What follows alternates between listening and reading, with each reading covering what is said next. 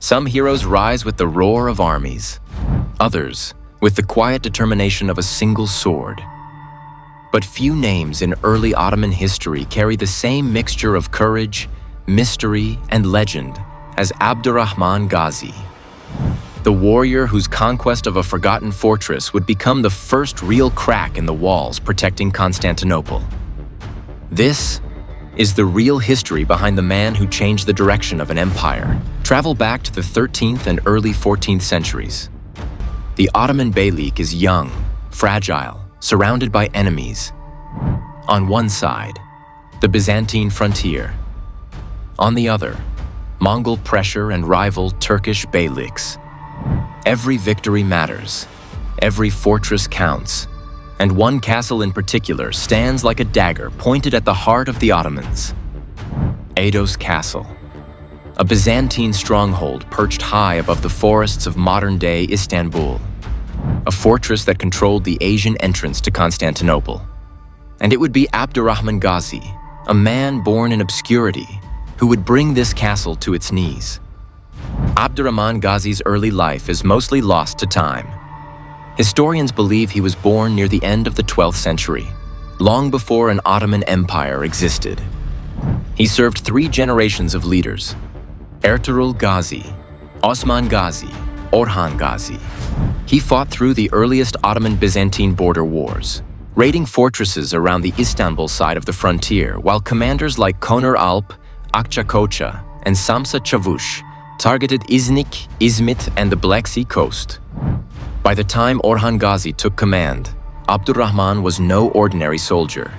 He was one of the most trusted frontline commanders, a man forged by decades of war. And Orhan had a mission for him, one that would echo through centuries. 𝐸dos Castle was no simple outpost. Built in the 11th to 12th century during the Byzantine era, it stood atop the hills of what is now Sultanbeyli, on Istanbul's Asian side. It guarded the forest roads. It watched the passes leading straight toward the capital. It was part of the defensive chain protecting Constantinople itself. Controlling 𝐸dos meant controlling the approaches to the city. So, in 1328, Orhan Ghazi issued his orders. Konar Alp would strike the Black Sea coastline. 𝐸𝐤𝐸𝐿 would tighten his hold over Kocaeli. And Abdurrahman Ghazi would take 𝐸dos, no matter how impossible it seemed. The siege of 𝐸dos lasted long. The Byzantine defenders refused to surrender. The forest lands made supply difficult, and the castle's high walls stood unbroken. But what happened next is one of the most famous legends in early Ottoman history. Recorded by the chronicler 𝐸𝐤𝐸𝐸, the story speaks of the Tekfur's daughter, a young Byzantine noblewoman living inside the fortress. One night, she had a dream. She saw a handsome warrior rescuing her from a deep pit, lifting her from darkness into the light. When she awoke, the dream clung to her heart. And when she looked out from the castle walls and saw Abdurrahman Ghazi leading the Ottoman lines, she recognized him. She believed he was the man destiny had shown her. From admiration grew love, and from love came betrayal. During a skirmish near the walls, she threw a stone down toward the Ottoman soldiers. Tied to it was a message. She offered to give the castle to Abdurrahman, but only if he returned at night when she could open the gates.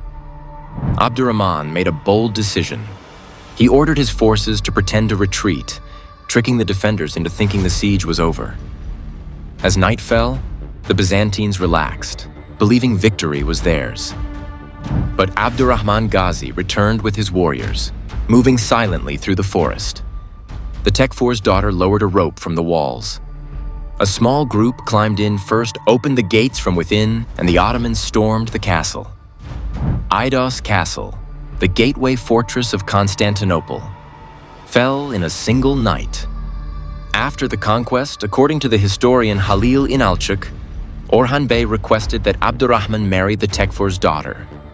They had a son together, and Abdurrahman settled in the newly captured fortress. From this base, he launched raids deep into Byzantine territories, even reaching the shores of Üsküdar, directly across the straits from Constantinople. This was not just a victory, it was a turning point.